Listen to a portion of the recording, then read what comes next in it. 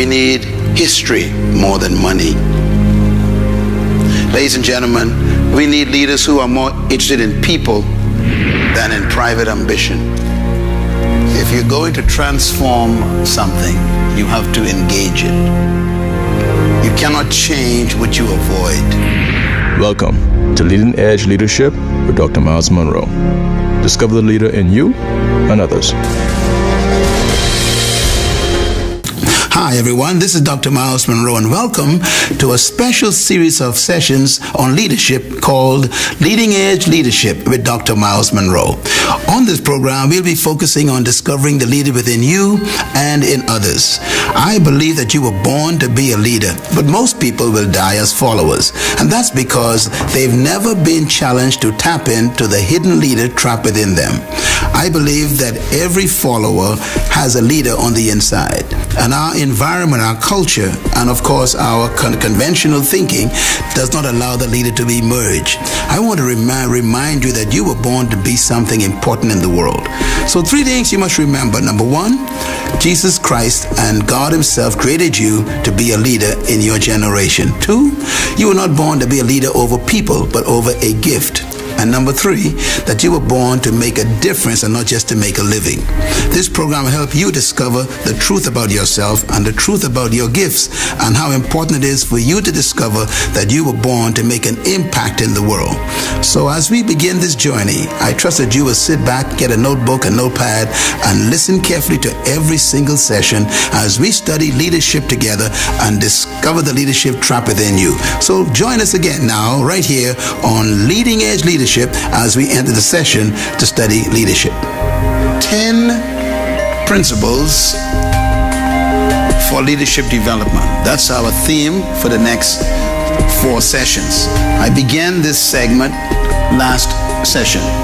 This is part 2 of the 10 principles for becoming a true leader. Say that with me.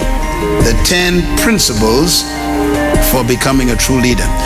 How does a person transition from being a follower to a leader? In other words, I want you to understand the process of developing, discovering, and becoming your true leadership ability. How do you discover and develop that? All of you know by this time my philosophy. My philosophy of leadership is one that is so real to me because I am a product of it myself. And that is, I believe that every human being was born to be a leader, but not over people. They were born to be a leader in an area of gifting, and that gift attracts people. So I think it's important for you to distinguish the difference. The traditional leadership model is that some people were born to lead because they have certain unique gifts and traits, and then the rest of us are relegated to being followers for the rest of our lives because we just don't have the stuff, whatever you call that. Some call it charisma, some call it talent, some call it, extrovert personality, all these different things they come up with. But based on history defies the theories that they teach in schools on leadership. Leaders are normally the most unsuspecting people. Many of them are products of pressure, circumstances, situations that force them to respond in a certain way that display some unique traits that we didn't know they had. All of you have that potential. You've not just been placed yet in the position where you had to deliver. And so, what is the 10 principles of becoming a leader? I want to first talk a little bit about why we need leaders. Number 1, write this down. We need leaders because nothing happens without leaders. If anything is going to take place on planet Earth, someone has to take charge of it. Secondly, nothing begins without leadership. No matter how long it takes, nothing will start until somebody decides to emerge and take responsibility. Thirdly, nothing improves without leadership. If you want to improve a country, improve a company, improve a department, you want to improve even your family or your church, it's going to require leadership initiative. Fourthly, nothing develops without leadership. You want to develop an area of your community, you want to develop your personal life, both of them require leadership. And fifthly, nothing changes without leadership. No matter how you complain about what's wrong in your community, in your city, in your nation, or in your church, or your organization, or even in your family, your complaining doesn't change things. Someone has to decide to step out and act. That is what we call leadership. And number 6, nothing progresses without leadership. If a country is going to progress, if an organization is going to progress, if a family is going to progress, if a church is going to progress, someone has to step out. And number 7, very important, why do we need leaders? Because nothing succeeds without them. Success is always a result of somebody being willing to take not just responsibility and the credit, but also the blame. You got to be willing to fail greatly if you're going to succeed greatly. Success is a result of leadership in action. Now here's something to remember about leadership, and this is very important. Good leaders employ other people, but great leaders do the opposite. They deploy people. I want you to write that down because it's very important to understand the difference. A good leader can employ people to work, but a great leader deploy people to work out their own gifts. In other words, a true leader releases people to become themselves. A great leader will engage those people in an activity, but a great leader will actually make the people create the activity.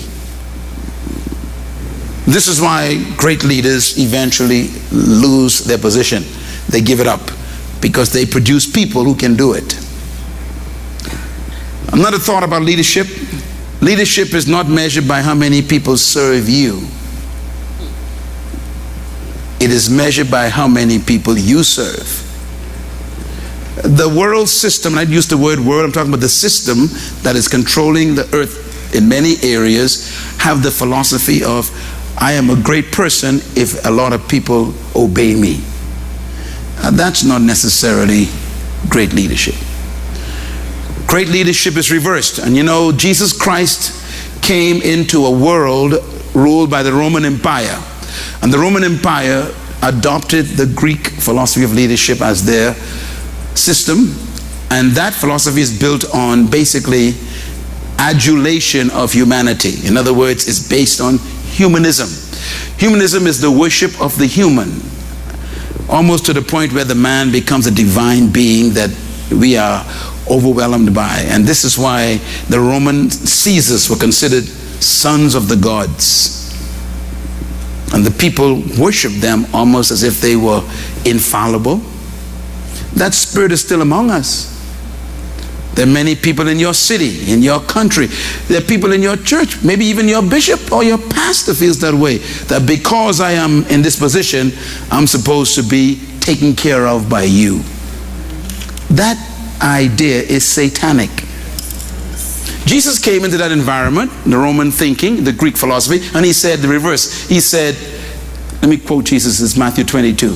He said, you know that the rulers of this world love to lord it over people.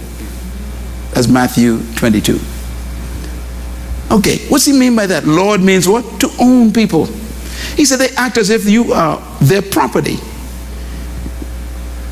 And then he says, they love to have you as their benefactor.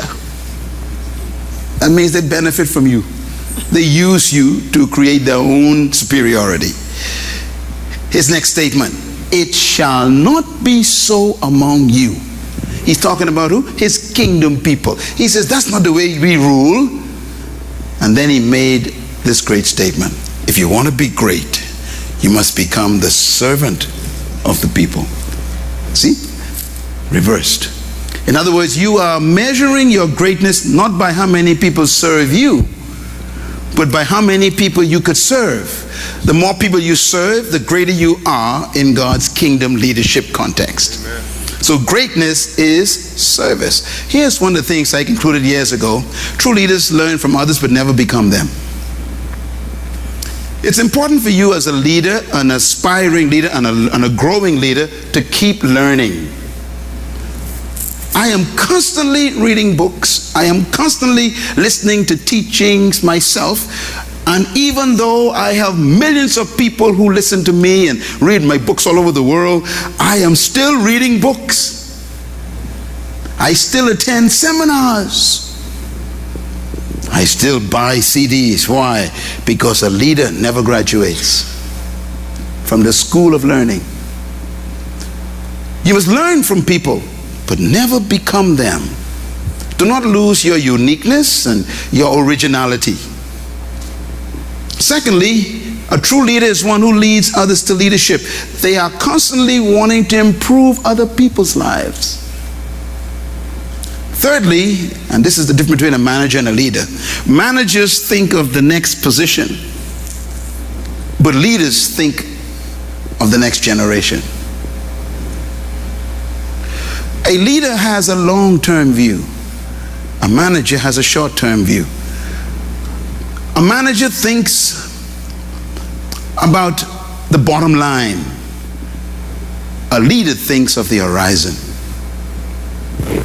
They see the future. The manager sees the present. Managers focus on doing things right. Leaders focus on doing the right thing. Different ways of thinking. Managers don't want to rock the boat. Leaders turn the boat over and build a new one. In other words, a leader is always thinking about the big picture.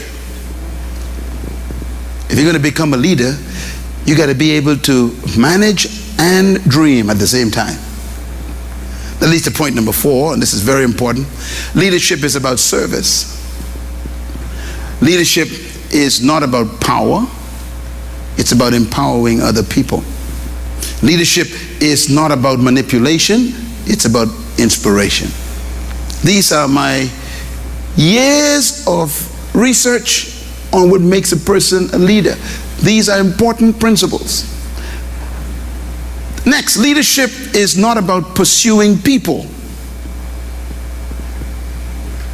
Leadership is not about trying to find followers. Leadership is about pursuing purpose. We talked about this in our last session.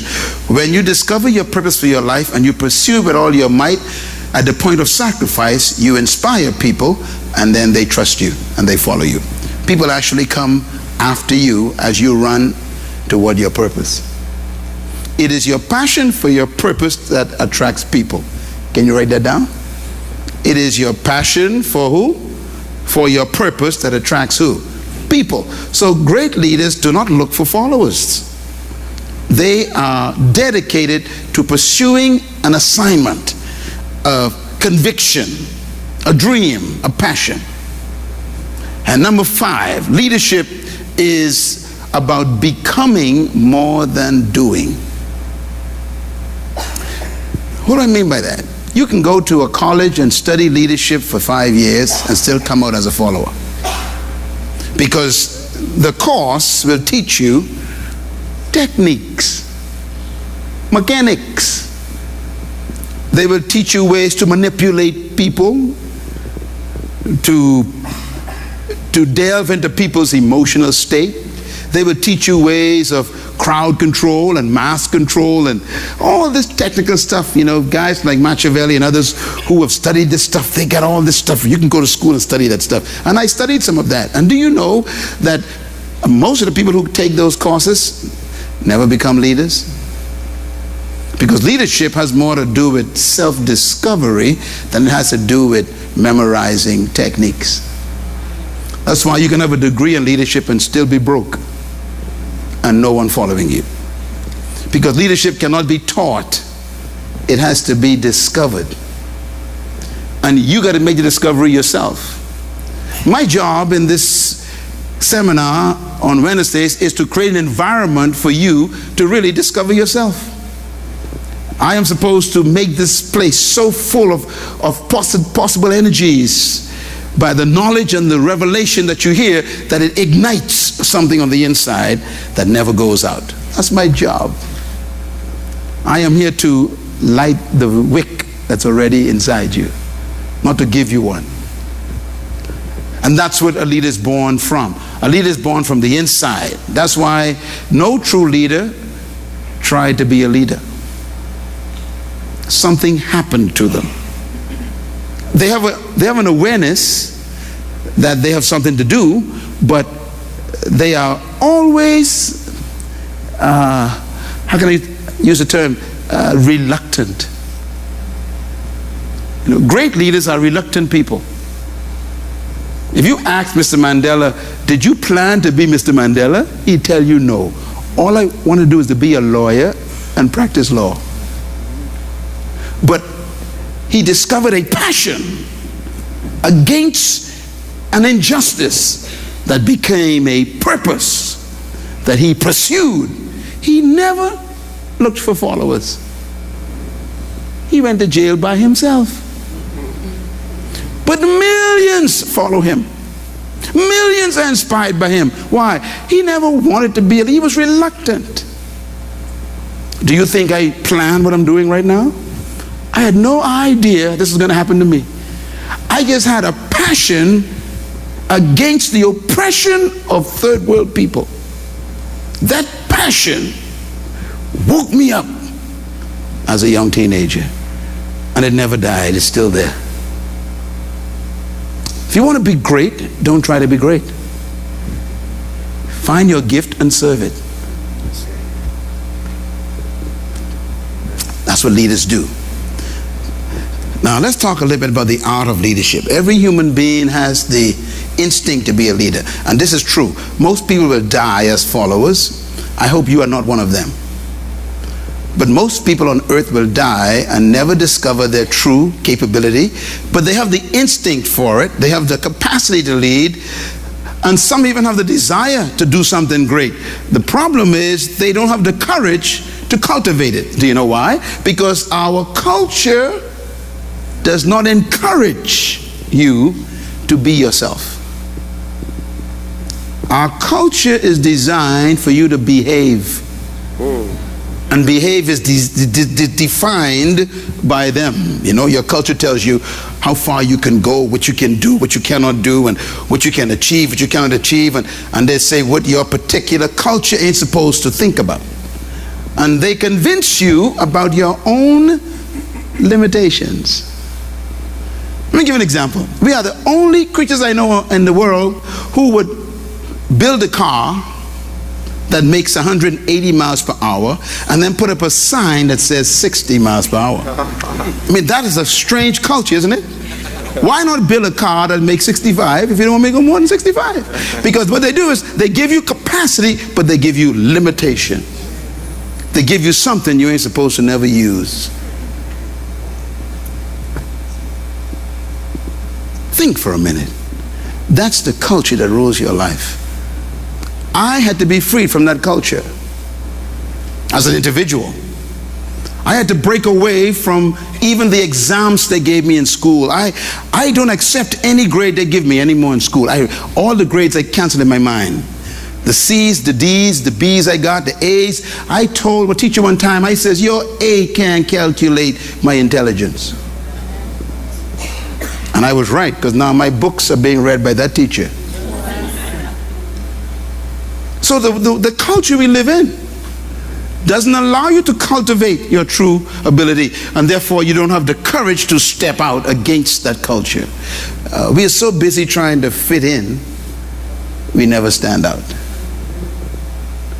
That's why all true leaders have to break away from the pack. Your greatness requires extraction from the group.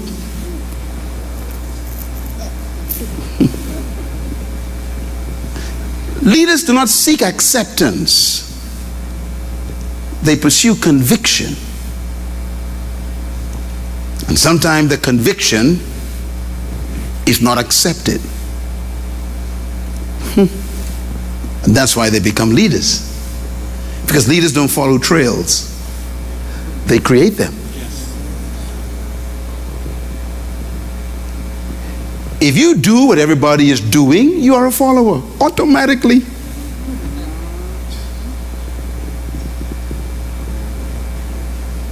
I'll leave you to point number 2. Write this down. Leadership is a trusted privilege. It's not a right. You can't demand that people follow you. People have a right not to follow you. You have a right to pursue your vision, to pursue your passion, to pursue your dream. You have no right to demand people to believe it or follow you. So people actually give you a trust when they follow you. They are giving you a privilege. So when people follow you, you should be very tender with their trust. Don't abuse it. Don't misuse it. And don't oppress it. It's a gift when people trust you. That leads to point number 3. True leadership is not a technique. It's an attitude. If you ask great leaders what made them leaders, they can't tell you. It's hard to define. Leadership is like beauty. You know it when you see it, but you can't define what it is. What makes a sunset beautiful? You cannot tell me, I guarantee it. You cannot really define beauty. All you know is that's beautiful. That's the way leadership is. Boy, now that's a leader. Now she's a leader. Why? I don't know, but there's something about her, we say. Something about her means I can't define what it is. I just know that this person is distinct from the others. Leadership is that way. It is that thing. I call it attitude. And we're going to talk about them tonight. Those 10 principles that a leader exerts and exhibits that makes them unique. Now this last statement here before I get into the 10 is important. Write it down. There must be a marriage between the leadership spirit and the spirit of leadership. They sound similar, but they're different.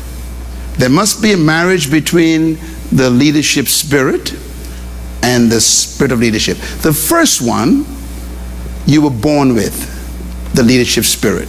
You actually have it already. You were created with the ability to lead. You are a spirit being with a leadership mandate.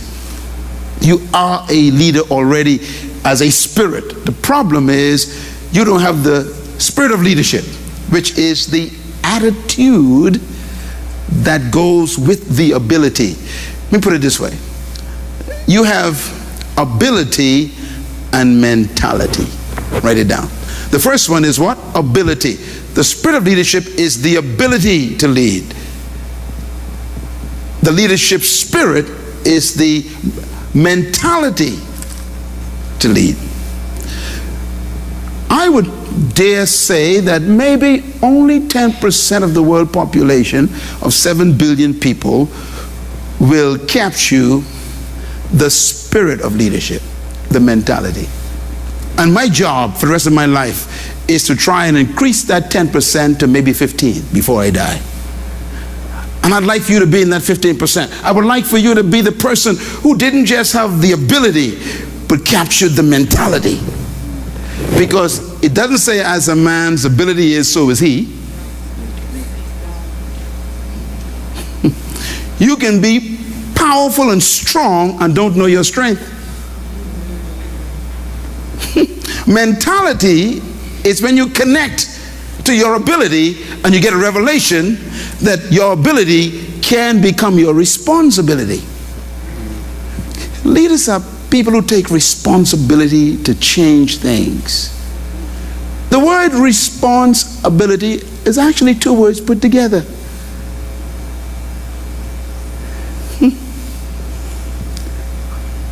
To be responsible means you have the ability to respond to a situation.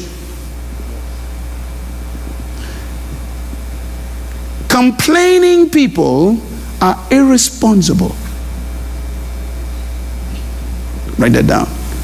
If you are always complaining, what's wrong in society, what's wrong in the government, what's wrong in the church, what's wrong in your business, what's wrong in the family, what's wrong in the community, complaining, you are a problem.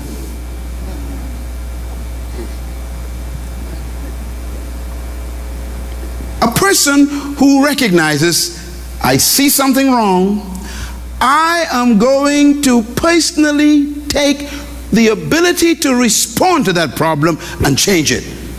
Leadership is born. So leaders are really responsibility people. They don't complain, they change things. And this is why leaders have to marry their leadership spirit and the spirit of leadership together. That happened to me. The book that I wrote, The Spirit of Leadership, is about that one statement. And in that book I give you 10 specific attitudes that you need to cultivate to cross over from being a follower for the rest of your life into the realm of becoming the leader you were born to be. You have to make a transition. And that transition is hard because you got to fight against your entire culture, which includes your family, your educational system, your friends, your job environment, and those who claim to love you. Very few people want you to be you. Very few.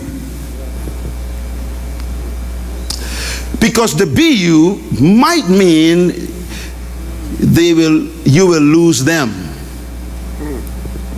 Can I put it that way? They don't want to lose your company. And so many times the people who are holding you back are the ones you claim love you the most. They love you so much they don't want you to ever leave being what they want you to be. And please mark my words carefully. They don't want you to leave being what they want you to be. So the minute you begin to become yourself, they consider you an enemy.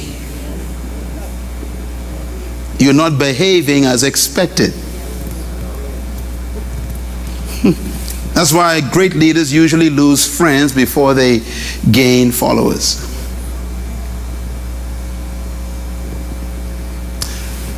Attitude. So here's my conclusion.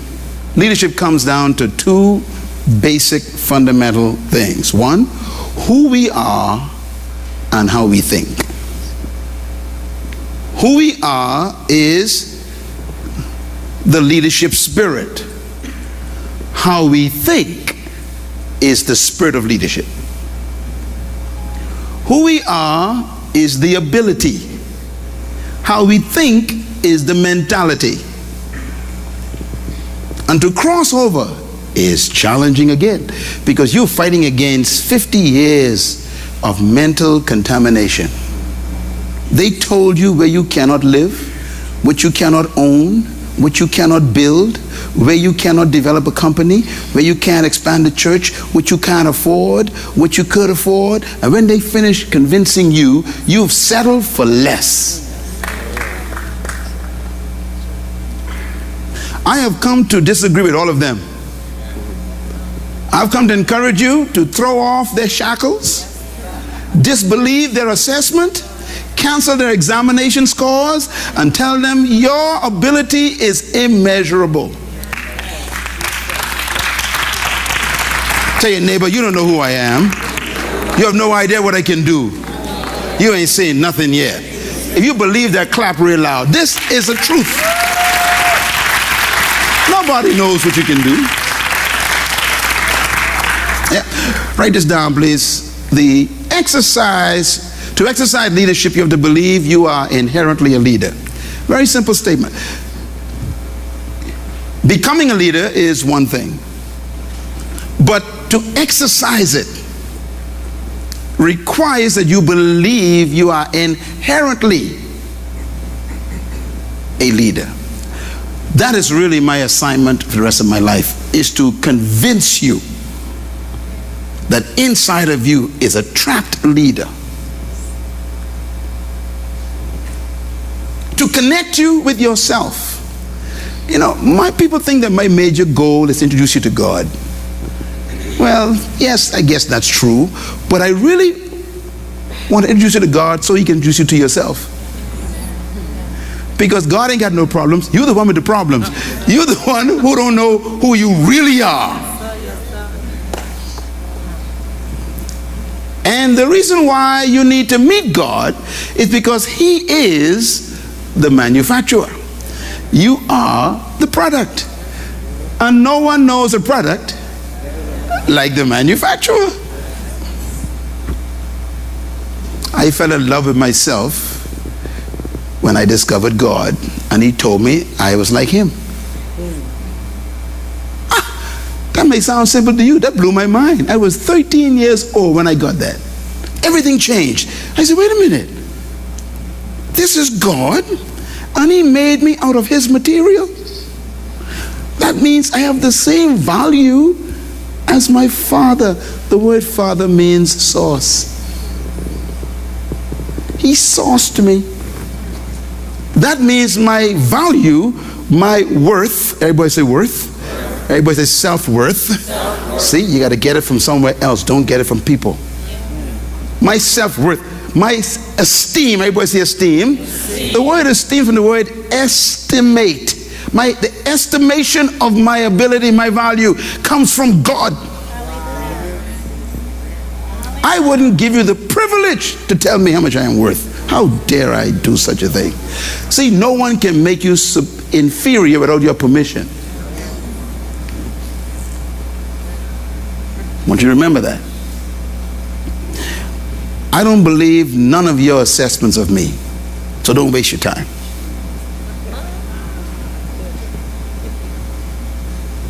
I wouldn't give you the right to judge my ability. You can't even just judge your own. You need to be freed from people's assessment. I was talking to one of our members who's a very influential person in our country. He said, I'm going to the graduation of my son.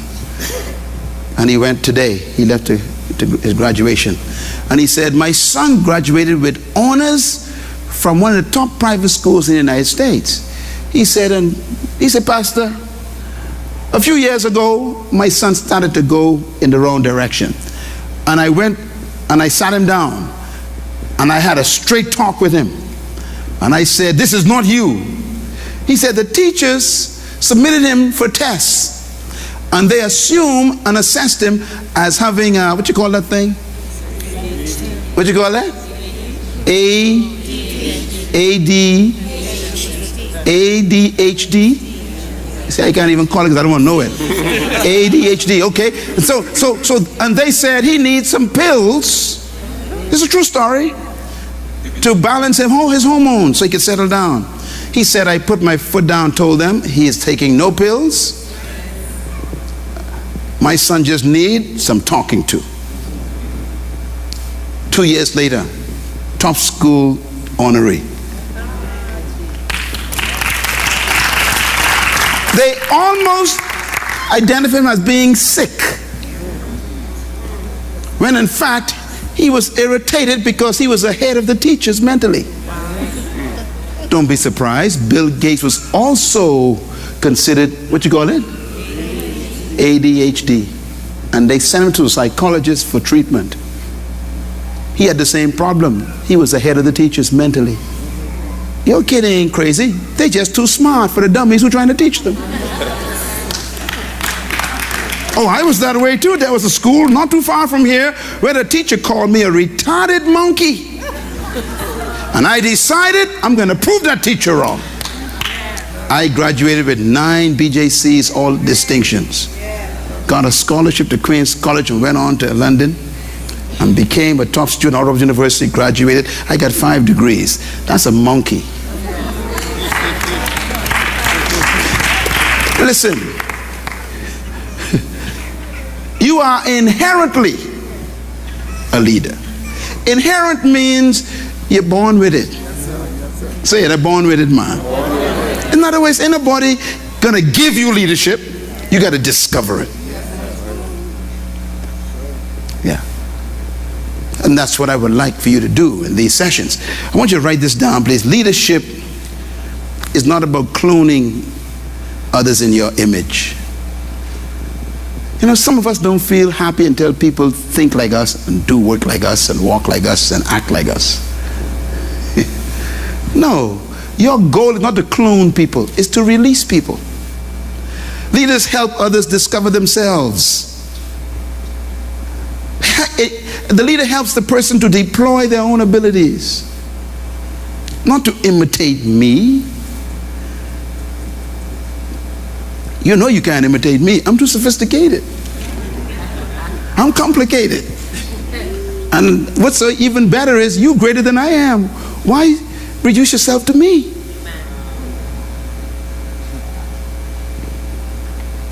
Be yourself. Discover yourself. And believe me, as a Bahamian, I had this fight. I had to fight my way out of Baintown mentality. I had to fight it. And sometimes it wants to come back. 40 years, I'm still trying to keep that thing away from me because it is so dangerous. And that's why I keep company very carefully with people, because they can become contagious to your future. I don't listen to all people tell me, you know, people write me letters, I don't even read some of them. Sometimes they wrote letters, and I say, you know, if I read this, I can become negative. Let me don't read this. Some I read, but most of them I don't, because people don't understand you and they try to assess you. Some phone calls I don't answer. I see that, oh, that name, no, I don't want to talk to that person right now. My spirit is in a certain position. I don't want no negative. I'm serious. I have to control your own spirit. That's what leaders do. Because the leaders got to deliver all the time, you see. So they got to control their spirit. They got to guard their heart, the Bible calls it. Guard your heart. God don't guard you. You guard that yourself. And the word heart means mind. I got to guard my mind. I got to make sure that I don't walk into a place because you contaminated me with your ideas about me. I don't mind criticism. I don't mind correction. But I don't want a critical spirit attacking me. Leadership got to be very jealous of their environment. Now, let's take this then to this from the philosophical side. Just my philosophy, I want to recap for you very quickly. First of all, this is what I believe. Number one, trap in every follower is a leader. Number two, every human was created to lead and to dominate. Number three, leadership potential resides in every human. Number four, you were born to lead, but you must become one through a process. Number five, true leadership is self-manifestation. And number six, the purpose for true leadership is to produce leaders. Now, these are my belief systems. I got these from the Bible. That's my main book. As a result of my studies, this is my conclusion.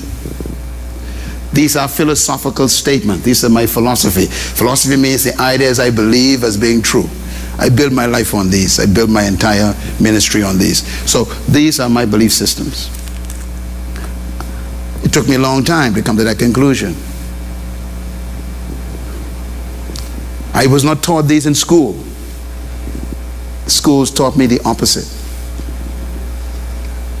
So my belief system informs my behavior. It informs the way I treat you. Look at number one. What does it say? Out loud. Say it loud. Okay, so if I believe that, then if anyone's around me, following me, what do I believe about them?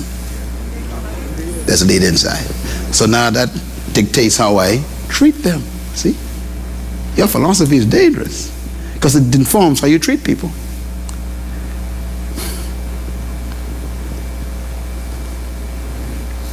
Attitude comes from belief.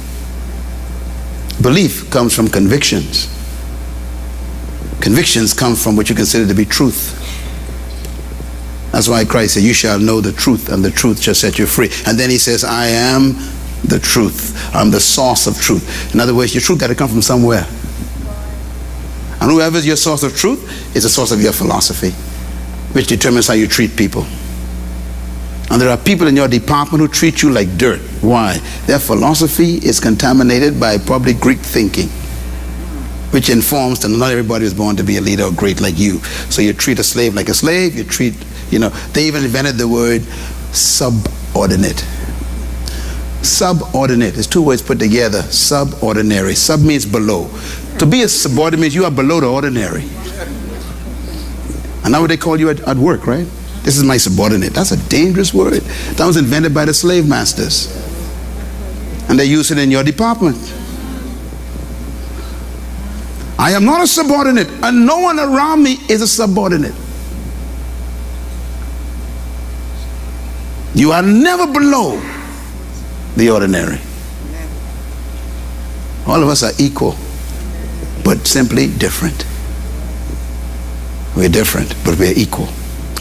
Is this clear? All right. Here's the 10 essentials to leadership. And I'm going to break some of these down as we go forward in the next two sessions. But the first thing you must discover to become a leader is your purpose. And we're going to talk about that in a minute. The second thing you must discover is you must capture a vision for your life. Now, these are not the same. Purpose is the source of vision. Vision is purpose in pictures. Vision is when you see your purpose in technicolor. Vision is photographs of your purpose.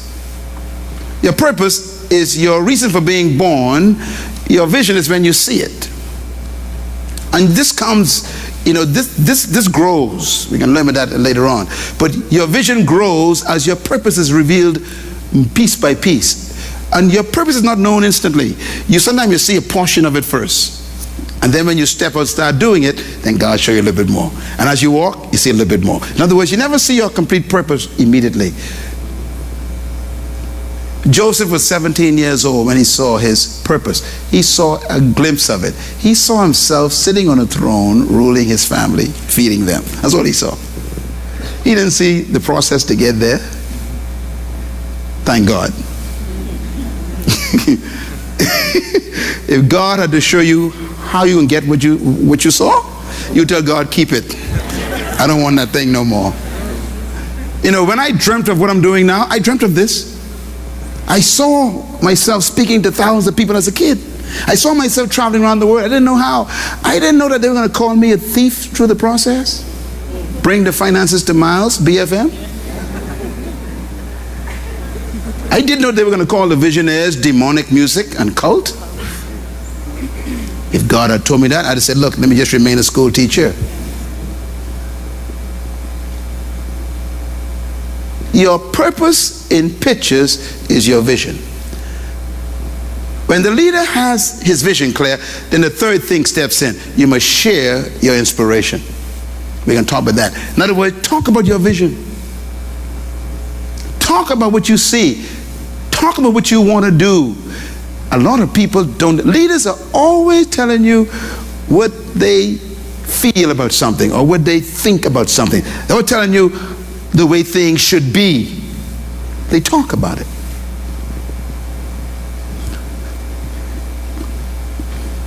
People ask me many times, said, Pastor Miles, I have number 1 and 2 down. I got my vision on paper. I know my purpose. Now, I just waiting for the Lord to show me what to do. And I said, He ain't going to show you what to do. You got to start talking. Start distributing it. Share it with people. They say, why? I said, because the people who are supposed to help fulfill it don't even know it exists yet. Huh? Vision was never given to be fulfilled by you. You're supposed to sell it. And that's what you're doing. You distribute it. This is what I want to do. Show it to everyone you can. Now, of course, there's a mentality that they train you in, this negative mentality. Well, if I share my vision, somebody may thief it. Listen to me. Nobody could do what you was born to do the way you was born to do it. Period.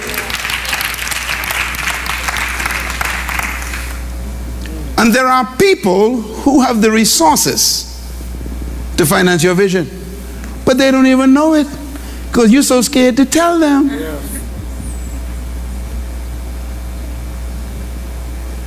Not everyone you share it with will help you or even agree with you. Some may even say, you know, that's a good idea and I support you. You know, I pray for you. They ain't got no money, but at least they with you. And some will say, you crazy.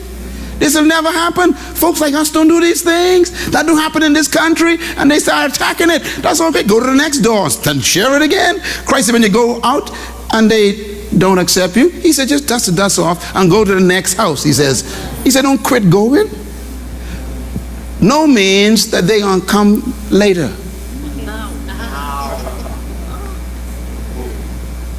A lot of folks who spoke against me are sitting here tonight. They came later. Don't look right now. Just keep looking straight. You know who you are. What you used to say about me 25 years ago. Sure, no problem.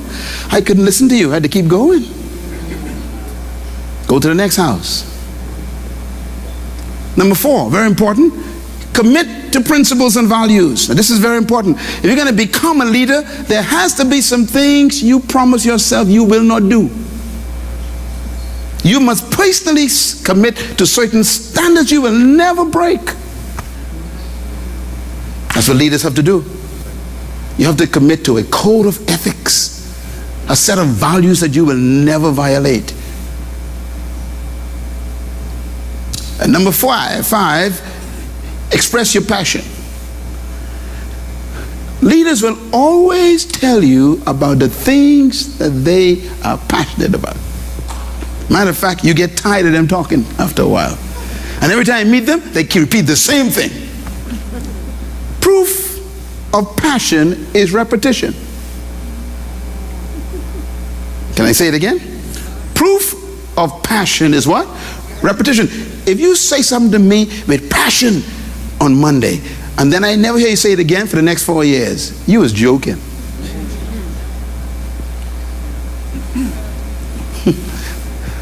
Passion is like a pregnancy. You tell me you're pregnant, but the baby don't go away. You tell me you're pregnant again, and the baby still don't go away. Even though you talk about it, it stays, and it keeps growing, growing, and growing until we can't help but see it. That's what passion is like. It's like conceiving a divine assignment from God, and you start telling people about it, even though they can't see it yet. You tell them about this thing that you know you were born to do. You got to fix this thing on the earth. You got to solve this problem. You want to do this. That's like a pregnancy. And even though people can't see it, it keeps growing and growing. What's growing on the inside of you is my question. I know you got a job, and you go to your work, and you catch that bus or whatever, you park in that spot, and you go upstairs in the elevator or whatever it is, you go to that classroom. I know all of that. But what are you pregnant with? You know, pregnant people go to work, and the baby goes with them.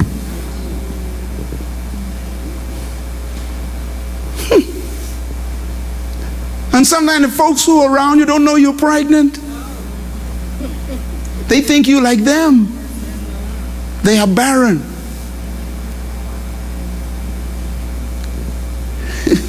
And that's why you need to keep coming to a place like this every Wednesday and meet me. My name is Elizabeth. When you see me, I make your baby leap. You remember Mary? Yeah, when she got that news she was pregnant, she went straight to Elizabeth. And the Bible says when they saw each other, the babies leaped in their womb. Be around folks who make your baby leap. Why? Because Elizabeth also was carrying a miracle baby. Tell your neighbor right now, I hope you're pregnant, or go sit somewhere else. Yeah. Number 6, write it down. Leaders empower others. I want you to get these principles. The goal of your leadership is to make other people great. Empower other people. Let the weak believe they are strong. Let the poor see that they can become rich. Let the lost have a map. That's what leaders do. They give people hope. They make them believe in themselves. Leaders. And then number 7, leaders, this is very important, discipline themselves to protect their purpose. This is critical. All true leaders have a very narrow life. They don't go out too often to weird places. They're very strict on themselves. If you're going to become a great man or woman, you're going to have to become very narrow. Narrow is the road that leads to life. You got to have such a narrow life that only you could fit in it. Certain things you can't do because you ain't got no space for them. Self-discipline is the mark of a true leader. You don't find them out in the night 2 o'clock in a club. They got more important things to do in life. Are you a true leader? Then you discipline yourself against things that can short circuit your purpose. The greatest enemy of your dream is your lack of discipline. There are many people who are wrecks on the road of life because they were going to a great destination, but they were dragged off through an alley by a lust or a craving.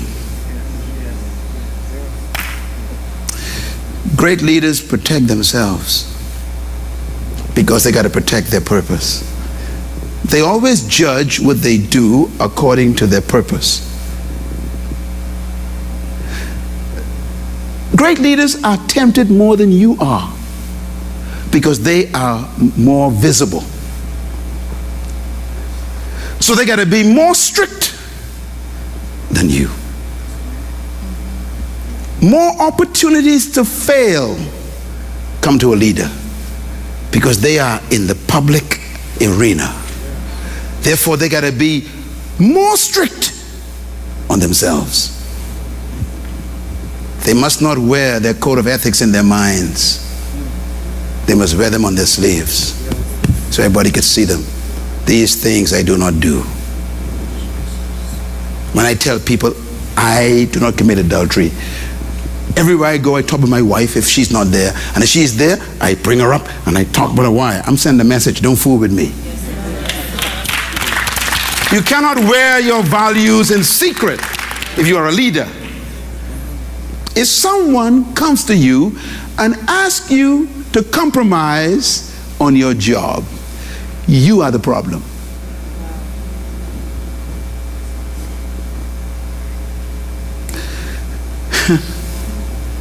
If someone asks you to break a law for you to benefit, you are the problem.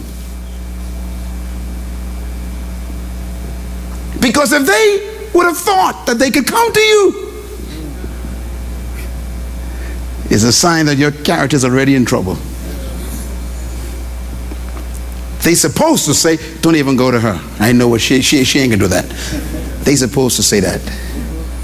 But if they came to you already, that means you are living a life that is not loud enough. Leaders declare their values openly. They display their convictions in public. They preach their code of ethics from the mountaintops.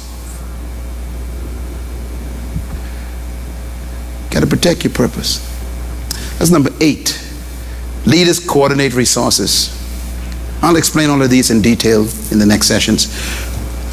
But leaders have a way of handling resources. Now, resources, not just money. I know you think about money, but everything is resources. Your time is a resource. How do you coordinate your time in life? How much time do you waste with people who ain't going nowhere? How much time do you waste reading books that don't inspire you? How many time do you waste reading magazines of just fashion? How many times do you waste? How much time do you waste watching movies on LMN one after the other until 2 a.m. in the morning? How much time do you waste with situations that don't advance your dream? That's a waste of resources. And that's just time. Everything is a resource. Your friendships are a resource. Your relationships, are they an asset or a deficit? This is the question you must answer. Do an inventory of your friends and see how many of them will get you to where you want to go in life. You'll be amazed how small the percentage is. Choose your friends according to your destiny. Save your energy. People are like leeches. They suck life out of you. And if you're not careful, they will drain you dry and drop you dead. It's a resource. I always tell people, if you are in a group and you are the smartest in the group, it's time to leave the group. Can I say it again? If you are in a group and you are the smartest in the group, it's time for you to leave the group. You don't want to be in a group that can grow you, expand you, and improve you.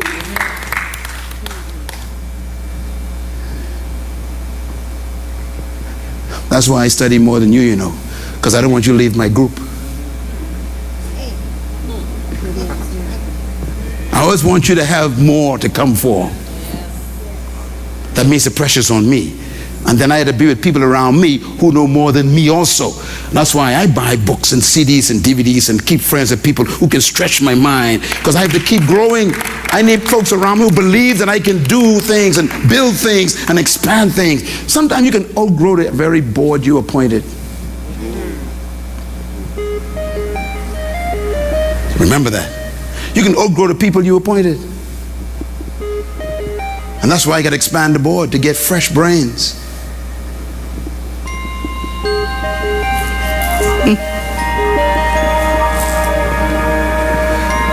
I won't say something, but it's too deep. I can't say that. You all can't handle that part. No, that's too deep. No, guys, I can't say that. Too deep. That's leadership 404. That's advanced. I can't tell you that. Okay, that's advanced stuff. That's too deep. All right, number 9. Leaders must manage priorities. And friends, our time is up. Thank you so much for joining us. This is Dr. Myles Munroe on Leading Edge Leadership with Dr. Munroe, where we discover the leadership within you and also the leadership in others. I trust that you were inspired today and motivated to begin to believe that you can achieve greatness. You were born to be a leader, but you must not die a follower. And I am convinced that every human being was born with a gift that not supposed to just make a living, but to make a difference. So I trust that you will continue to tune in on every segment. Remember, these programs are designed to develop leadership in you and in others around you. Until next time, thanks for joining us. And remember, of course, that you can get a copy of this session on CD or DVD or MP3. And you can also get our books that are available for you in every segment. Each book was written to help you discover your leadership potential. The first book I want to recommend is called The Power of Vision. The second book is called The Spirit of Leadership. The third book is called Becoming a Leader. Anyone can do it. And the fourth book is one of my most important books, The Burden of Freedom. You can get all of these books in your hand to study and to read, or you can get the CDs and DVDs of every session to begin to motivate and cultivate your hidden leadership potential. Thanks again for joining us on Leading Edge Leadership. See you here, right here next time as we discover the leader in you.